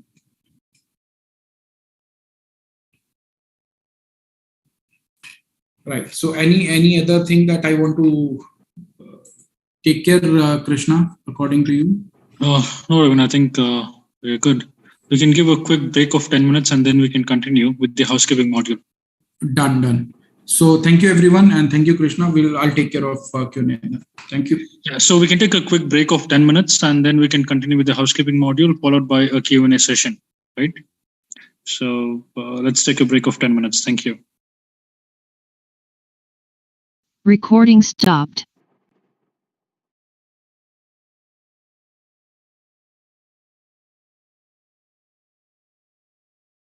Continue with the housekeeping module. So thank you everyone, and thank you Krishna. We'll take care of Q&A. Thank you. Yeah, so we can take a break of 10 minutes and then we can continue with the housekeeping module followed by a Q&A session, right? So let's take a break of 10 minutes. Thank you. Recording stopped.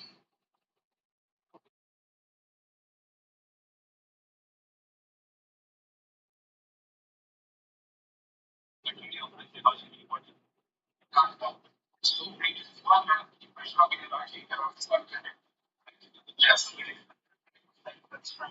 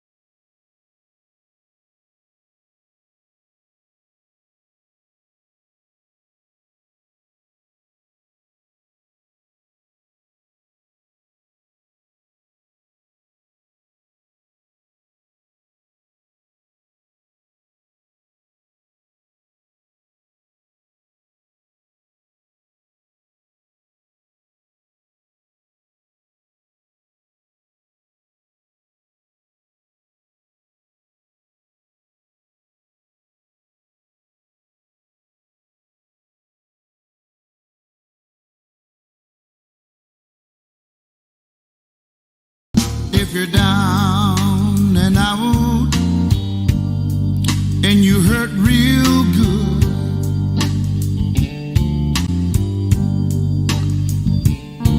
come on over to the place I work.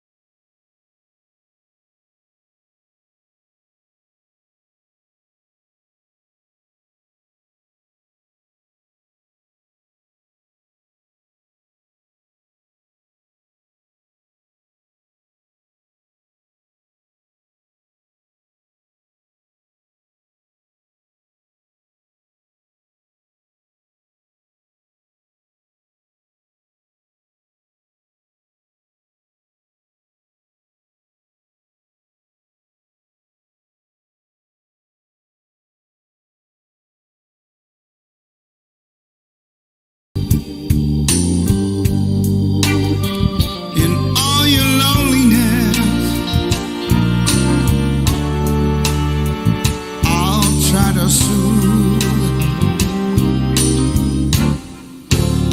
play the blues for you.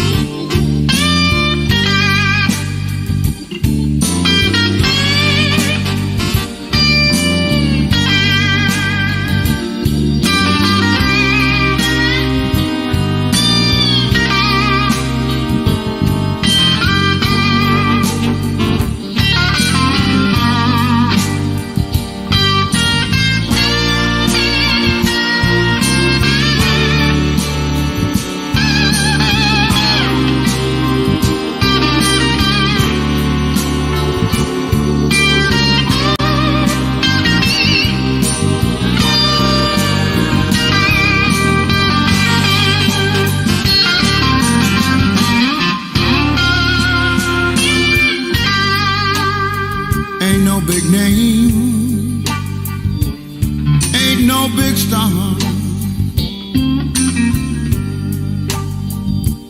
I'll play the blues for you on my guitar. All your loneliness I'll try to soothe. I'll play the blues for you.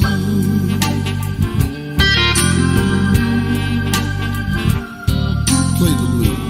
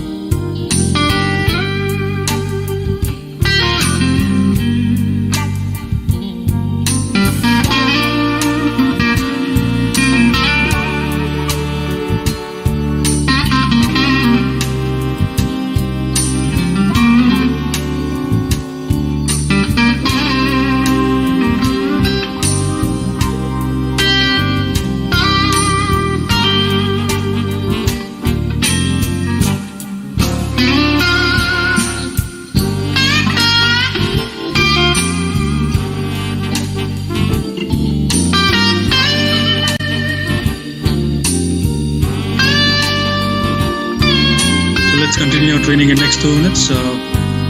Please inform your colleagues that the training will be continued in the next 2 minutes.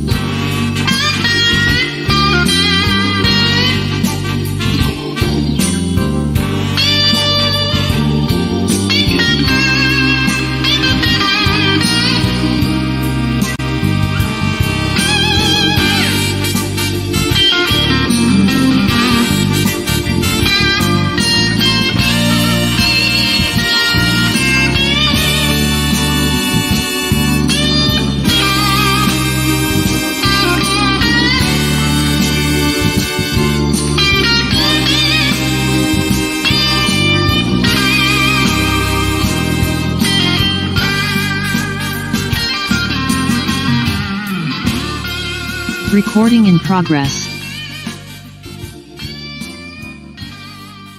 So we'll continue our training. All right, let me start sharing my screen.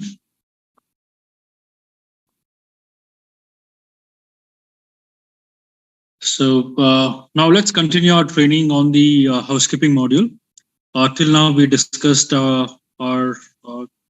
we completed our training on the front desk module, which covers a pre-check-in and self-checkout. We have also discussed the guest service module, right?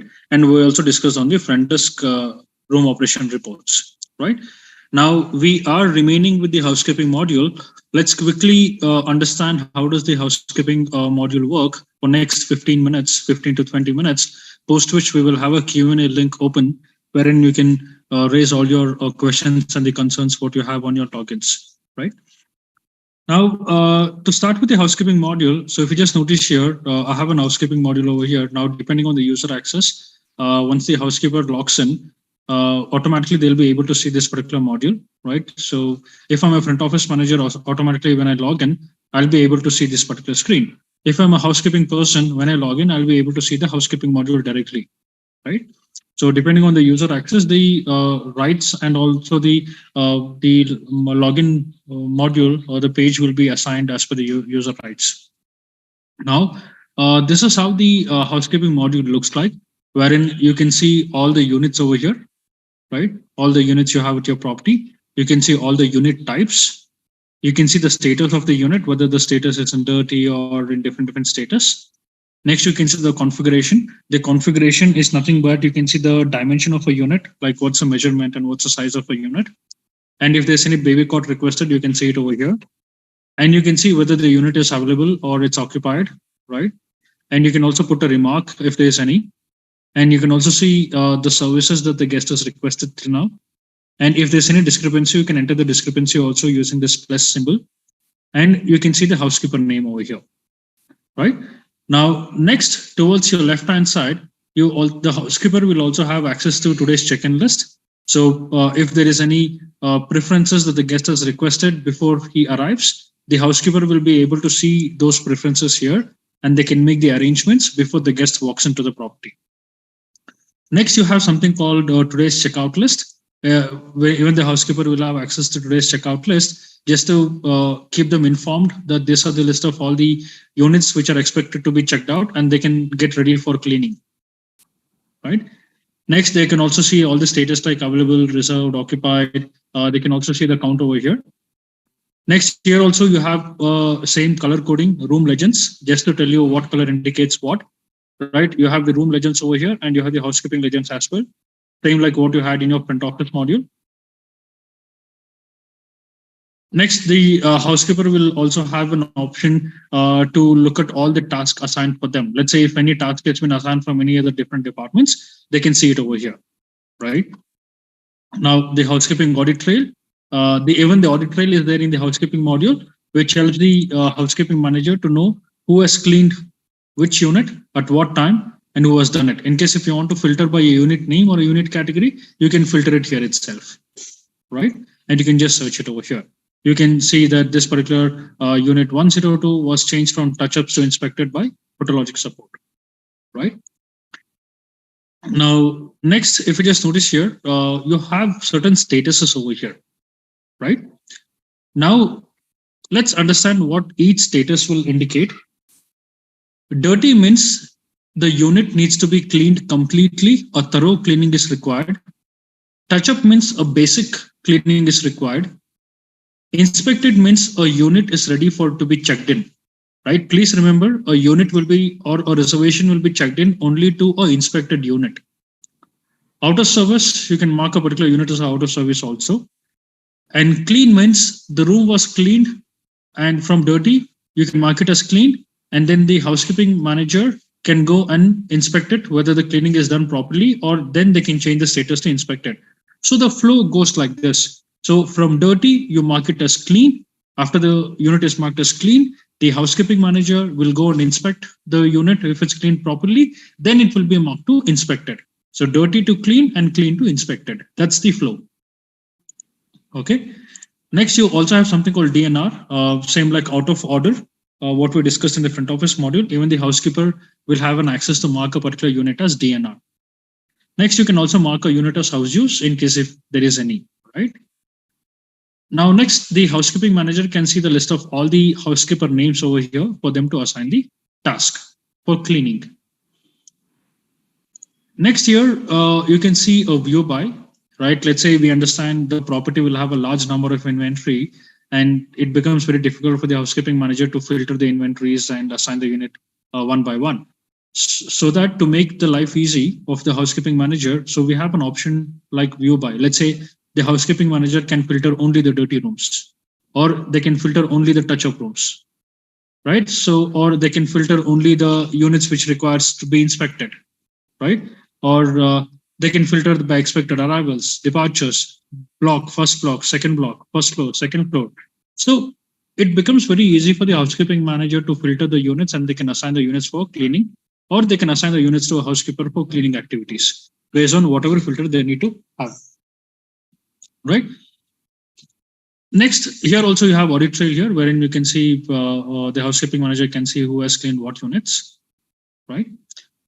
Now, this is an overview of the housekeeping module, right? Now, let's understand a flow, right? Let's understand how does the flow will be managed and how a housekeeper will be able to use the housekeeping module to manage your day-to-day cleaning activities, right? Now, for which, so here what happens is that, so even the room assigning for dirty is being done automatically. For example, when a particular unit is checked out, that particular unit will be marked as dirty automatically, right? Or once you're done with the day, when you move to the next day, all your units can be marked as dirty, or it can be marked as touch-up, depending on whatever status the property needs, right? Now, once the units is marked as dirty over here, the housekeeping manager can just come here. They can filter only the dirty rooms or touch-up rooms. Let's say I want to have all the rooms cleaned which were in touch-up status, right? I'll just say touch-up here. I can filter only the touch-up rooms over here now. I can see the unit number 105, 107, 108 is in touch-up status. It's in blue color. It's the same status on the front desk also. If you just see here, 105, 78, it's in blue color. All right. Now let's say I'm the housekeeping manager. I want all the touch-up units to be cleaned. So what I've done is that I've just come down here, just filter the touch-up units.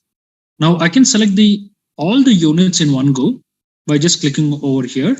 Or if I want to select units one by one, I can select units one by one, and I can assign it to a housekeeper also, right? So I can do one by one, or I can do it in one go, wherein I can select all the touch-up units and I can assign it in one go, right? I can just select it here and I can assign it to a housekeeper, right? Let's say I'm assigning it to one housekeeper here. Now, once I assign the units for a cleaning, right? Now, either the housekeeper can use it on their mobile phone or browser-based login, wherein they can see what units have been assigned to them for cleaning. Or you can just come here, just click on View By, just select the housekeeper name here, and all the units which are assigned to them will show up over here. In case if you want to put any remark, you can put a remark also, what needs to be done. And you can just scroll down here and you can give a print of a job sheet. So after the job assigning is done, either the housekeeper can see it on their mobile phone, right, on a browser-based login, or the housekeeping manager can give a print of a job sheet also, right, to the housekeeper, that this is the room that has been assigned for you and you can have it cleaned. Let's say the housekeeper has cleaned all the rooms, right, and now from touch-up, you need to mark it as clean so that the housekeeping manager will go and do an inspection. So let's say either you can do one by one, right? Let's say I want to mark only for touch-up. So let's say I want to, these 3 rooms are cleaned. I can just select these 3 rooms here. And what I'll do, I'll change it to clean, right? Once I change it to clean, it means that housekeeping manager needs to go and do an inspection. So what you can do, you can just come here, filter only the clean units, and you can take a printout and the housekeeping manager can go and inspect it accordingly. Once the inspection is done, you can select all the units over here and just mark it as inspected. As soon as you mark it as inspected, that particular unit will be marked as inspected here also. And this unit is ready for to be checked in. If we just notice here, now it's green in color. Right? So this is how a regular operation can be managed, where a unit from a dirty or a touch-up can be assigned for cleaning. Once a cleaning is done, you can mark it as clean for a housekeeping manager to go and inspect it. Either you can do it one by one, right? Once the housekeeping manager inspects it, you can mark it as inspected. See, from dirty to clean, right? And from clean to inspected. So when you mark a particular unit as inspected, now that unit is ready to be checked in. So this is how a flow goes. Hope it's clear. Okay. Now, let's take an example where when a particular housekeeper was cleaning this unit, right, they found that there's some kind of a discrepancy, right? They can enter a discrepancy from here using a plus mark over here. See, as per the front office, there should have been 2 adults, right? But when a housekeeper goes for cleaning, there are 3 adults over here. And let's say as per the front office, the unit was occupied, or when the housekeeping goes, let's say the unit is still in available status. So the discrepancy can be in the room status, or it can be in the occupancy count. You can enter a discrepancy over here, right? So when you enter it, the housekeeping manager can get the discrepancy report, right? Or let's say while cleaning this particular unit, the housekeeper got to know there's some maintenance required. If it's an out of order or out of service, you can mark a particular unit as out of service here only, right? You can just select it over here and mark it as out of service, right? And you can just come down here, filter only the units which are out of service, and you can give this printout for the team to go and repair it. Or if you want to mark a complete unit as out of order, let's say DNR, what you can do, you can just select the unit over here, right? Just come down here. You can just mark it as DNR. You can just click on go. You can select the date range, for what date range you want to mark it as DNR. Reason, let's say AC repair. Just say submit. Okay, this unit is already not available. So you can mark a different unit as DNR. So let's say this unit, I want to mark it as DNR, right? I'll just select it here, select the unit number, just select DNR here, go, date range, the reason for DNR, and submit. Okay, even this unit is not available. So that's a process of DNR. Now, once you mark a particular unit as DNR, the other thing what you have to do is that, so you have to do 2 things. One, the unit needs to be marked as DNR, and you have to assign a ticket to maintenance team. Now, for you to assign a ticket to maintenance team, to the left-hand side, if you just notice here, there's something called add task. If we just click on add task over here, so here the housekeeper is given an option wherein they can report any kind of a maintenance issue to the maintenance department. You can select the unit number over here. What's the job type required? Let's say for maintenance, service type, AC not working, and they can say, okay, right? So now the maintenance team will have this particular ticket been raised over there, and they can have the room being repaired, right? Or a unit being repaired. So in this way, you can mark a particular unit as DNR, and you can assign a ticket to maintenance department, right? So the housekeeper will also be given access to mark a unit as DNR, and they can mark it as a raise a ticket to maintenance department. Okay, hope it's clear, right? And if you want to know which all rooms are under DNR, you have the list here also, right? If you just see here, show DNR and house use report. Let me just make it bigger. So if you just see here, you see show, there is an option called show DNR and house use. You can see the report here itself. Okay. Next, if you want to know the audit trail, let's say who has marked a particular unit as DNR. If you go to housekeeping audit trail here, you can select only the DNR option, right? If you want to know who has marked a particular unit as DNR under house use, you can see it here also. DNR, and you can search it here only. So, okay, for the selected date range, there is no DNR.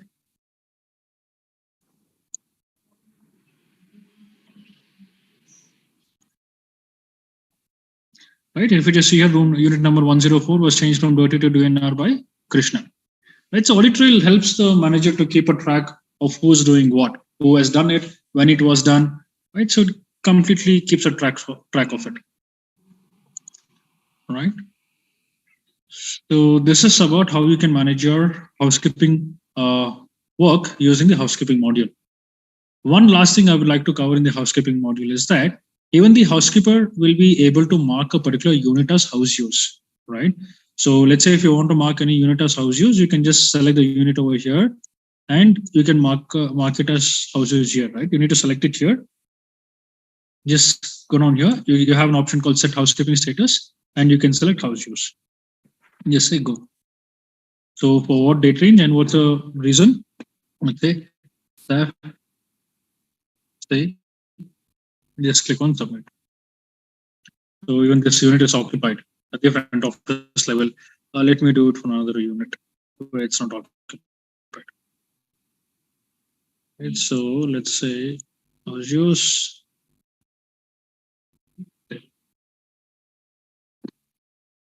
Okay, even this unit is not available, right? So whenever the unit is available, and you can mark it as DNR or house use, right? So again, it depends on the user access, right? So a particular user will be able to mark a unit as DNR or a house use only if he or she is an authorized user. Okay. Hope it's clear to everyone. And this completes the overview of one housekeeping module, right? So till now, as per the agenda, we have completed our briefing session, right? And we have also completed our product demonstration, right? So before we move further, there are certain things that you need to remember, right? So these points we have already discussed during the training, but there are certain things that I need to highlight, right? So point number one, all the reservations are created and synced to Hotelogix PMS by accommodation agency only. At the property level, you will not be given an option to create any reservation, or you will not be given an option to modify any booking, right? And check-in will be done only to an inspected unit, right? And there is nothing called early check-in. It will just be a regular check-in, right? So if you have wondered or if you're just thinking why we didn't discuss on early check-in, because we don't have something called early check-in. It will be a regular check-in. And there is no monetary transaction at the property level as per the policy. And also at the property level, you'll just be given an option to mark a booking as a no-show. But in case if you want to cancel a booking, the guest needs to get in touch with accommodation agency, right? And also modification of any reservation in terms of extending a stay or changing the stay dates, the guest needs to get in touch with accommodation agency. At the property level, you'll not be given access to it. Okay. So these are certain things I wanted to highlight. So till now we have completed the two things in the agenda, the briefing session and an overview of a product demonstration. Now next we'll have a Q&A link open, right? So we'll have it till 4 p.m. Qatar time, during which I would request all the users to please log into both the accounts, that the PMS account and the LMS account. If any user is facing any issues in their login, please report it now and get it resolved today itself, because as per the agenda, the day 2 and the day 3 will be only for self-learning. You'll not be having any online classes. Now, for you to start your self-learning for the day 2 and day 3, please get all your login issues cleared today itself, right? So now the Q&A link is open. You can start, try to log into your accounts and let us know in case if you have any issues. Okay. Thank you so much, everyone.